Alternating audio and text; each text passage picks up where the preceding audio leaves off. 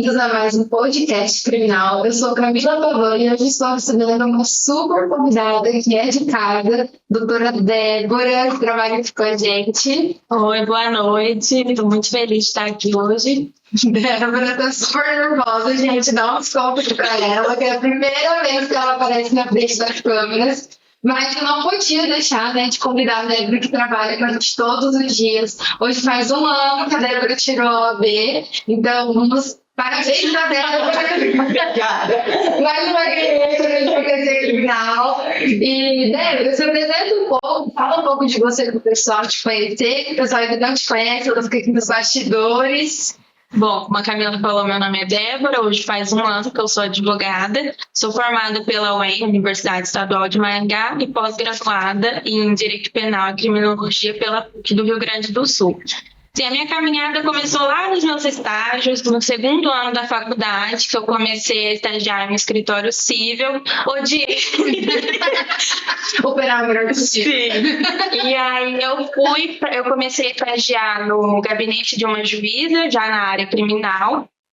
Saindo de lá, fui para o Ministério Público, onde eu fiquei 2 anos no Ministério Público. E aí foi chegando lá para o fim da faculdade, foi batendo desespero, o que eu vou fazer agora da minha vida. Percebi que eu não queria de jeito nenhum concurso público. Falei, eu preciso entrar no escritório de advocacia. Eu falei, eu preciso de uma porta de entrada para a advocacia. Foi quando eu comecei a procurar estágios e acabei aqui. Estou até hoje. Entrei como estagiária, estou até hoje como advogada associada. Esbarrou aqui, entrou e ficou. Sim. Gente, então assim, a gente convidou a Débora hoje, nem sei o tema desse podcast, tá? Na verdade, para falar um pouco, porque sempre é isso que a gente traz aqui, é a nossa visão sobre o negócio, sobre a advocacia, mas na parte empresarial, da advocacia. Mas eu falei, gente, a gente precisa mostrar o nosso time, a nossa equipe, porque quando as pessoas chegam ao escritório, elas não entendem a dimensão que tem por trás disso. A Débora hoje ela é responsável pelos peticionamentos aqui do escritório, na parte das ações penais, então praticamente tudo tem o dedinho dela e as pessoas precisam saber, entender também a importância. Eu acho que é legal, Débora, a gente começar falando assim, a gente pode até dar o nome do tema aqui, da advocacia, do advogado associado, que seria então bem legal que a gente tratar hoje. Para as pessoas desinformadas, para as pessoas que estão no início da carreira, você falou aqui que você passou pelo gabinete de juiz, pelo Ministério Público. Fala um pouquinho como que foi essa transição da carreira pública, dos estágios nos órgãos públicos para o estágio numa área particular. Olha, não é fácil, porque assim, são mundos completamente diferentes. Quando você está, principalmente assim, eu acho que o principal é a questão de lidar com prazos. Quando eu entrei no escritório, assim, a Camila, eu lembro certinho, quando eu fui entrar, ela falou assim, você tá animada? Porque tem muita coisa pra fazer. Sim. E realmente, eu lembro que eu cheguei numa fase que eu confesso, um pouco incomodada nesses estágios. Eu lembro que eu comecei a achar um pouco monótono a questão do estágio no gabinete do juiz, porque eu, pelo menos, sempre gostei muito da parte argumentativa.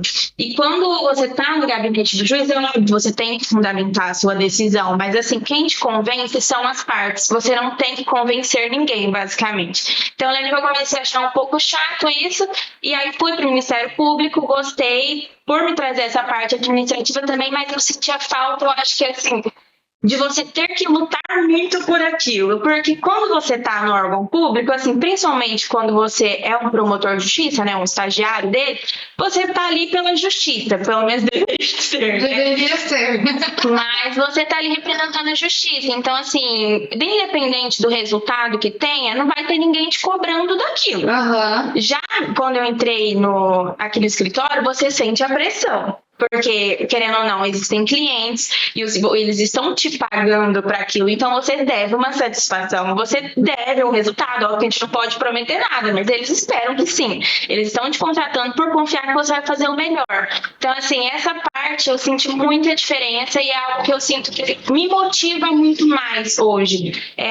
Mas, assim, também é difícil a gente fazer essa virada de chave. Ainda mais eu vindo de uma parte da acusação, que no Ministério Público eu também estava estava na parte criminal, mas estava do lado da acusação, e ter essa virada de chave para estar hoje na parte da defesa.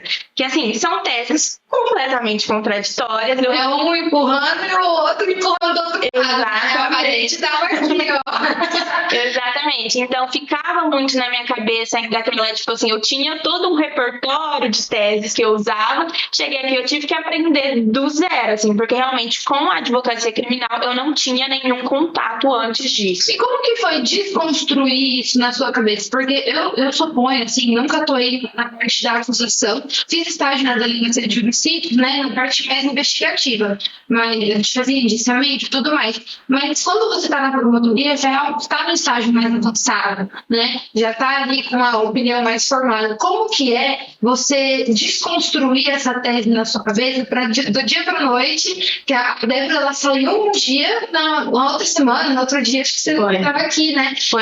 Eu lembro que eu até pedi para demorar um pouquinho para entrar no escritório, que eu precisava ficar um pouquinho mais lá no Ministério Público. E foi assim, terminei na sexta, na segunda eu estava aqui. Então, foi muito rápido. Como que é você desconstruir essa ideia da sua cabeça e você ter que, opa, aqui eu tô pisando em outro solo, aqui eu tô defendendo o contrário, né? Você passou a entender um pouco mais a cabeça das pessoas que estavam sendo defendidas? 100%. Assim, eu lembro que eu vim com muito...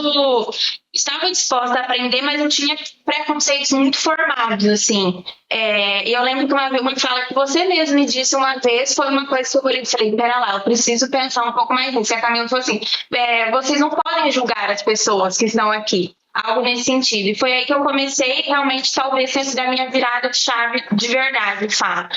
Porque... ao você ter também contato com as pessoas, com os criminosos, né? Você começa a perceber que, assim, são pessoas completamente normais, gente. Vocês podem tirar isso da cabeça de que vai chegar aqui uma pessoa super perigosa, uma pessoa arrogante. Não são. São pessoas normais, são pessoas que têm parentes como todos nós. E que, assim, eles realmente têm alguns direitos e esses direitos precisam, sim, ser defendidos, que é o que a gente faz aqui. Então, assim, quando você começa a ter esse contato, assim, vai muito pelo dia a dia mesmo, você mudar de pensamento. No dia a dia eu fui desconstruindo isso aos poucos, fui tendo contato, fui percebendo que, assim, eles sofrem igual qualquer um, então, sim, você vai... Principalmente quando tá preso. Sim, e você vê muitas vezes a situação que a pessoa fica mesmo. Esses dias mesmo eu fui com a Thaís atender um cliente que tinha acabado de cumprir um mandado de prisão, ele estava todo machucado, tinha apanhado, então você começa a realmente ter uma empatia por aquela pessoa. Não quer dizer que, eu sou 100% a favor do que ela fez. Então ela fez, deixou de fazer, pra gente não interessa, mas assim, é uma pessoa que tá ali, então a gente nunca pode perder isso de vista. Então foi algo que eu fui realmente percebendo, até porque, pelo menos no Ministério Público, eu não tinha esse contato direto com a pessoa, você não conversa com ele. Então você acaba vendo ali essa pessoa mais como um número. E aqui, como você tem esse contato, você começa a perceber que é diferente o jogo. Eu lembro até hoje, uma vez que veio um cliente aqui, eu falei, olha, esse é fulano. Daí as meninas olharam aqui e falaram, o quê? Como assim? Ele é o nome dele, né? Que é um apelido. Ele fala, não tem nada a ver. Esse cara parece um nerd de computador. Então, assim, ele tem cara de bonzinho. E quando você olha o processo, realmente, você tá olhando o processo, você não tá olhando no olho da pessoa, não tá olhando realmente a família da pessoa, não tá sentindo de onde ela veio, né? E você viu um ato da vida que ela cometeu, ou talvez nem cometeu. Então, assim, você vai julgar toda uma pessoa, anos de vida, por um minuto, uma hora da vida da pessoa, é muito complicado isso. Mas é muito legal que a Débora teve essa percepção, né? E óbvio que para se encaixar num escritório de advocacia, para conseguir permanecer, você precisa realmente ter essa virada de chave. E é muito legal que você conseguiu perceber isso rápido. A gente aqui, como sócio do escritório, que a gente revisa as petições, a gente sempre está vendo o que está acontecendo, a gente consegue perceber isso muito nítido. Nas primeiras petições que a Débora já fez, ela já teve essa virada, né? Às vezes a gente fala, não, ela está se esforçando porque a cabeça não é outra, mas com o tempo, essas coisas vão fazendo parte realmente do hábito do dia a dia e a gente consegue ter uma evolução cada dia mais, né? Não, 100%. Hoje em dia, pra mim, é muito natural, assim.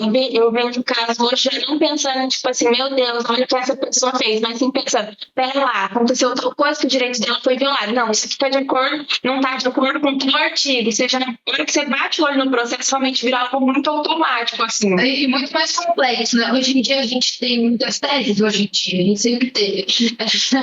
Mas a gente trabalha com muitas teses de validade, de prescrição, questões processuais.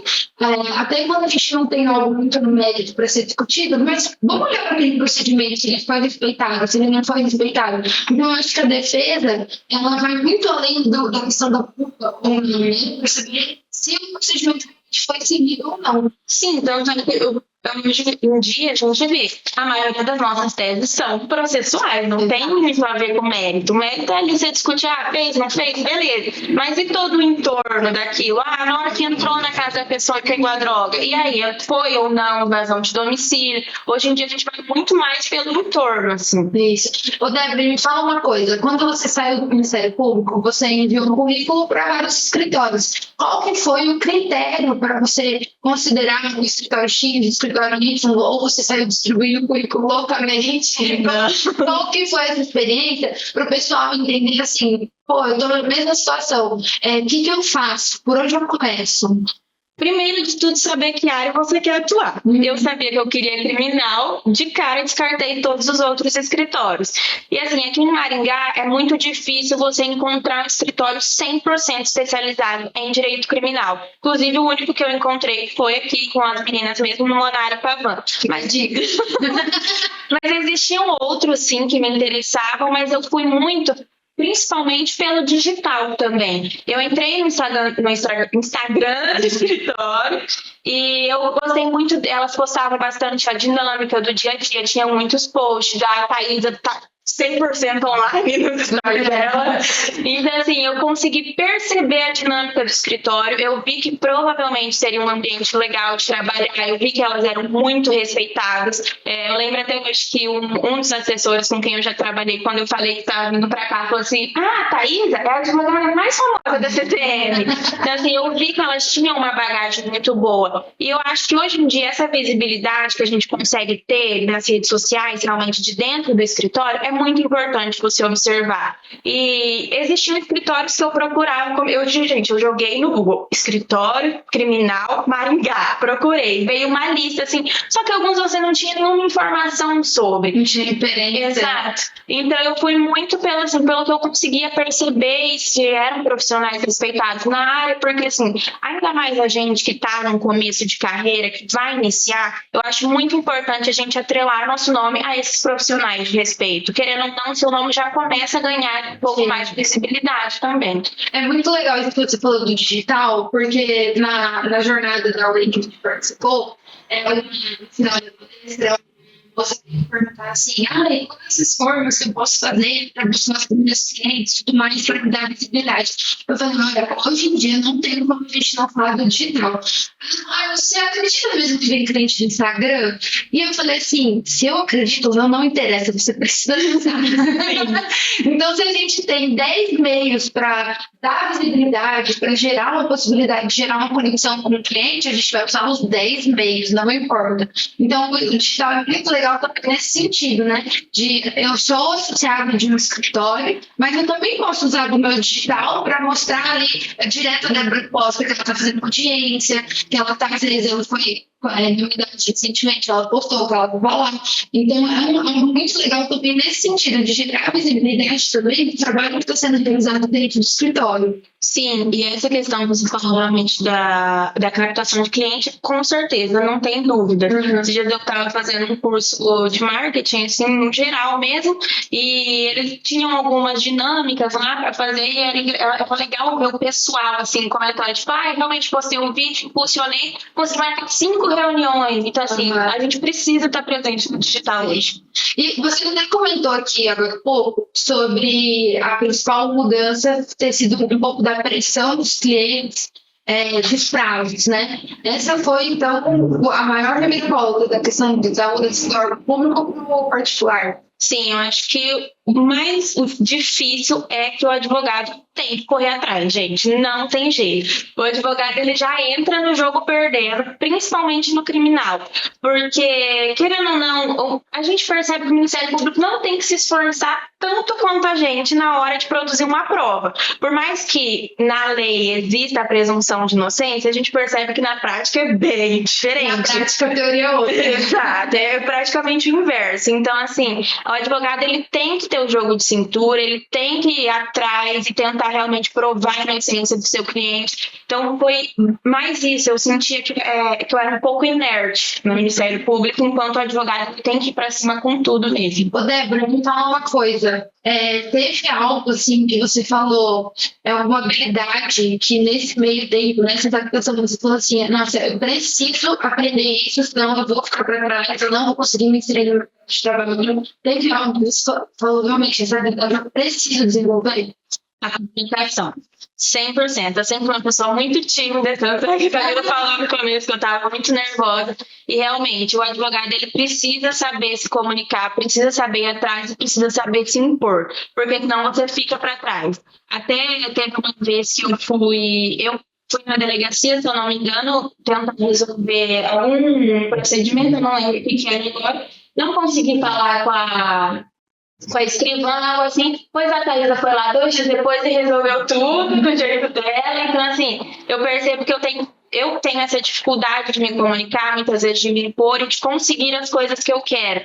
E é algo que eu me espero muito nas meninas, porque assim, a Camila e a Thaisa, ela falou que A, ela vai fazer CA, independente de qualquer coisa. Daí é isso, porque o advogado, igual eu estava falando antes, ele precisa ir atrás. Eu sempre falo que eu não aceito não como resposta, sou meio chata com essas coisas, mas a gente tem que... Primeiro que a gente não pode ter medo de pedir, porque o não a gente já tem, né? Então, se a gente vai ouvir o não de novo, é diferente, eu já tô perdendo mesmo, então... Se vai acontecer pior, vai ficar na mesma. Sim. Não vai mudar nada. Então, a gente realmente tentar ser mais combativo, né? Isso eu aprendi muito no início. Nem vou saber de onde eu aprendi isso, porque eu assisti tanta live no começo. Eu falei alguns podcasts atrás que eu peguei bem no começo da pandemia, tinha muita live assim, sobre advocacia criminal, prática, não sei o quê. Então, eu pegava muito disso. Seja combativo. E foi algo que ficou muito em mim, sabe? Hoje em dia, assim, a gente consegue resolver as coisas por telefone, né? Lógico que tem... A Débora liga para desembargador. Ela fala que ela é tímida, mas ela às vezes marca despacho com o desembargador. São pessoas que estão lá em cima, pessoas que são importantes, são respeitadas. Então é muito importante assim, a gente saber não ouvir o não e se conformar com aquilo. Já teve casos até da Débora fazer habeas corpus desacreditada. Desacreditada, não, isso aqui não vai dar certo. E acaba dando certo, né? Porque realmente, às vezes, a pessoa que está lá do outro lado percebe algo que a gente não consegue perceber também. A diligência na advocacia criminal, eu percebo que é muito isso. É só saber, às vezes, só saber explicar, saber levar com jeitinho. Tá me lembrando agora, uma abordagem que teve essa semana, acho que eu nem cheguei a comentar ainda aqui no escritório. Mas um cliente nosso foi abordado 11 horas da noite, ali perto da rodoviária, um lugar que tem vários pontos de prostituição, assim, e daí a namorada dele me ligou desesperada. Ele falou assim: doutora, vem aqui, que o fulano tá apanhando muito. De lei. Eu falei, não sei, tá escondida dentro do baú do quarto. Nossa senhora, não sai daí que eu tô chegando. Aí cheguei lá. Aí, a hora que ele me viu, ele já voltou a respirar, né? Aí os policiais já vieram pra cima de mim. Assim, quem que te chamou aqui? Quem que não sei o quê? Quem que é você? Cala a boca que o advogado não mudou nada a situação, né? Lógico que não são todos os profissionais que agem dessa forma, mas um específico age dessa forma. Aí um outro colega dele que virou, eu fui levando ali, né? Conduzindo a situação, me fazendo de sonsa, igual a gente tem que se fazer de vez em quando. Eu sei que as agressões pararam, né? Que eu fui ali buscar. no fim das contas não tive nenhum ilícito com ele, nenhuma ato lesivo, então ele acabou sendo liberado no final da noite. Mas durante o momento que eu estive ali, eu tive que abaixar a cabeça porque o policial estava falando, tive que puxar assunto com outro policial que estava ali também, tanto que o outro policial falou assim, fica tranquila, doutora, a gente ganha, você ganha, todo mundo ganha. Você está fazendo o seu trabalho, a gente está fazendo mal, todo mundo ganha. Por quê? Porque é isso, a gente está ali para defender o direito da pessoa, a gente é pago para isso e eles são pagos também para fazer a abordagem, né? Lógico que dentro das circunstâncias que devem ser feitas. Então a gente tem que levar realmente esse poder da comunicação, saber onde a gente está pisando, né? E aonde a gente quer chegar com aquilo também. Não significa que em todos os momentos a gente tem que abaixar a cabeça, né? Ali era uma situação que estava todo mundo num estresse muito grande, né? Tava com uma arma apontada, enfim, tinha faca envolvida, então era algo que estava num estresse muito grande, tanto para os policiais, quanto para o cliente, quanto para mim. Mas, às vezes, numa audiência, se a gente abaixar a cabeça, a gente deixa de garantir o direito do nosso cliente. Né? Como já tiveram inúmeros casos aqui no escritório. Exato, então a gente tem que buscar usar esses recursos mesmo. Débora, outra coisa que eu achei legal trazer para o pessoal. A dinâmica do trabalho no escritório, como que é isso para você? Olha, hoje, depois de muita confiança, eu tenho certa autonomia aqui dentro do escritório, eu consigo ter um diálogo muito bacana com as meninas.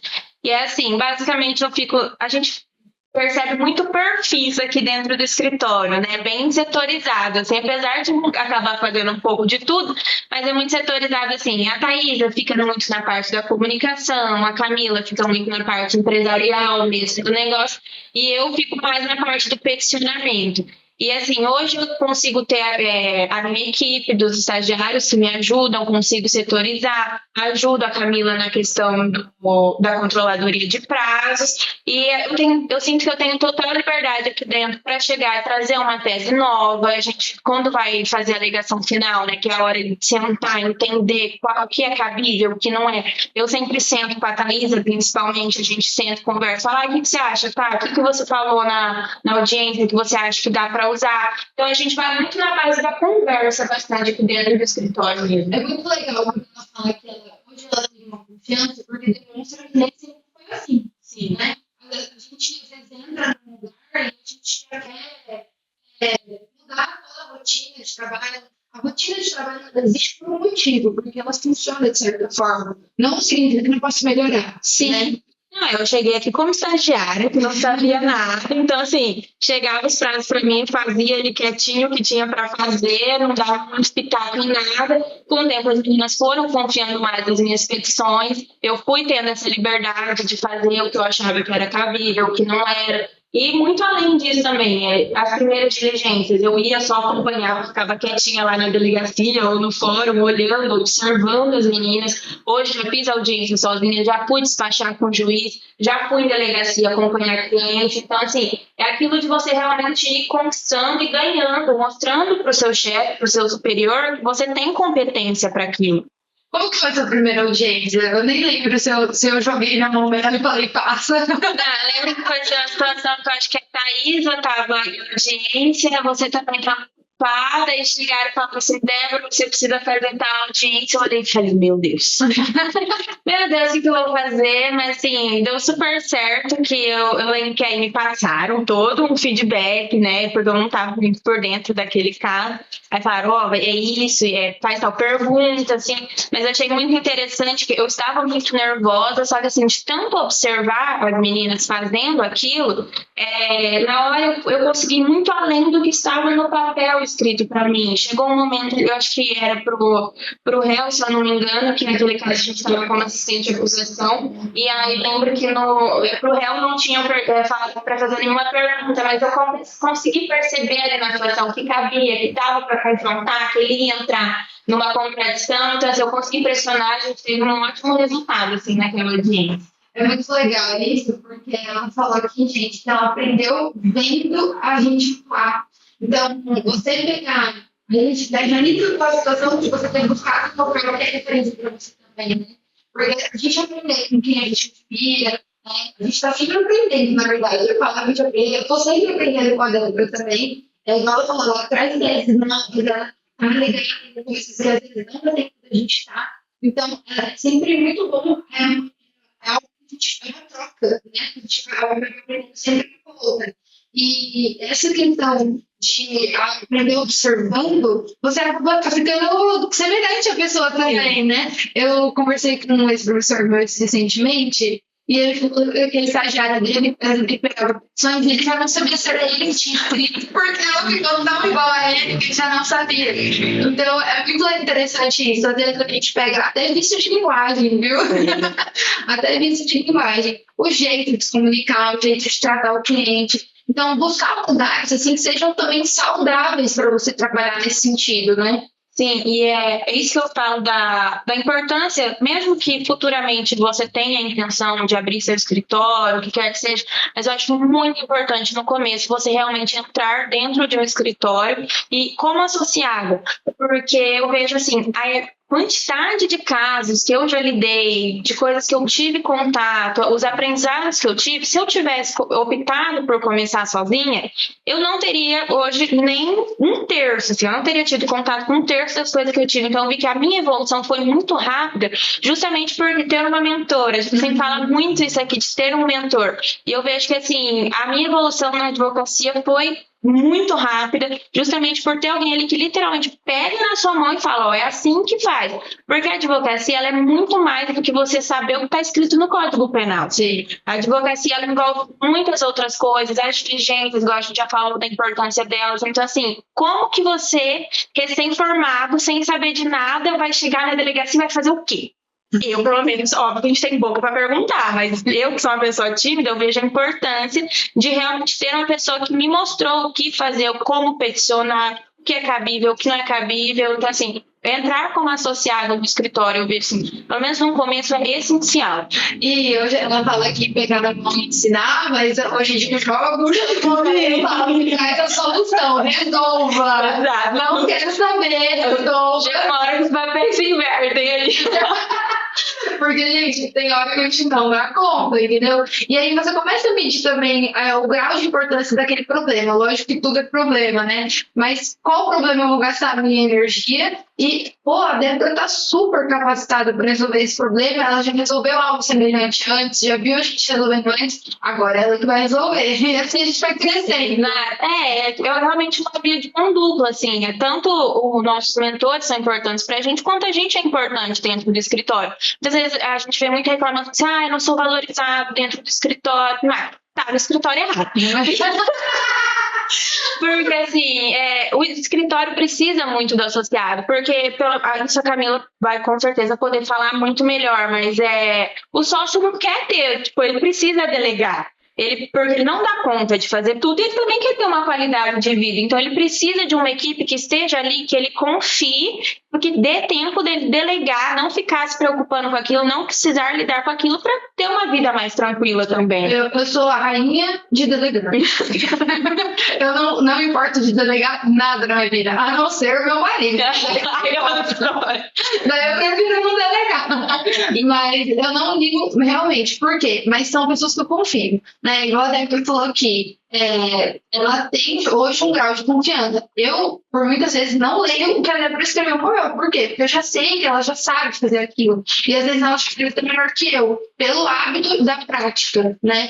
Então, eu vou ser bem sincera, é super importante. Se você quer ter algo em escala, algo numa proporção maior, né? Direto eu viro com a Thaís, a gente conversa assim e fala, a gente tem estrutura para isso, não é mais capacidade, deixou capacidade é indiscutível, mas a gente tem estrutura para isso. Então, a gente tem, se um cliente chegar, a gente consegue dar um retorno em 24 horas de um processo complexo, né? Por quê? Porque a gente não está ocupado, às vezes, ocupando as cabeças com peticionamentos que já, inclusive, foram resolvidos pela equipe. Né? Então, um peticionamento é algo que demanda muito tempo, muita energia, muita leitura, é algo que realmente tem muito tempo. Não significa que a gente não esteja guardando caso. Sim, né? Mas é algo que, assim, se você não quiser delegar, então você tem que fazer uma advocacia super high ticket. Porque vai ser o seu tempo, o tempo todo dedicado àquele caso, àquele cliente. Eu até vi muito interessante você falar isso, que eu vi no TikTok uma advogada essa semana comentando que ela tinha esse problema de delegar, então ela preferia aumentar o valor, né, do trabalho dela para que ela conseguisse fazer aquilo, porque ela ficava com menos processo, mas ela que lidaria com aquilo. Só que aí, ela, no próximo vídeo que ela postou, assim, era ela viajando e tendo que peticionar. Então, eu fico assim, até que ponto isso vale a pena? Porque, assim, chega um momento, você pode cobrar o quão alto for, isso vai atrapalhar na sua rotina. Eu acho que você ter uma equipe, você construir uma equipe de confiança é muito importante para justamente você conseguir ter essa qualidade de vida. Eu, pelo menos, não quero estar viajando e tá assim, em juiz. Não, gente, férias é pra desligar, a gente não tem que trabalhar. Thaís tá viajando agora, às vezes ela fica dando pitaco lá e fala, eu vou te tirar do grupo. Já teve vezes que a gente tirou ela. Teve gente que teve vezes de tirar do grupo. Por quê? Porque a pessoa precisa de um momento de relaxar, né? Inclusive, essa era uma das minhas penúltimas perguntas aqui pra Débora. Débora, vai manter a rotina de sanidade mental trabalhando no escritório criminal. O que você considera importante? Assim, ter algo na sua vida pessoal que você faça que te ajude? A corrida, 100%. A corrida, sim. A gente fala, advogado é tudo meio doido mesmo. Não, me inscrevi numa meia maratona, falei, vou começar a treinar, mas até me lesionei esse dia, precisei ficar umas 2 semanas sem correr, eu comecei a falar, meu Deus, tô ficando doido. Até o Gabriel, o estagiário, nossa, a gente olhou pra mim assim, você tá precisando voltar pra corrida mesmo.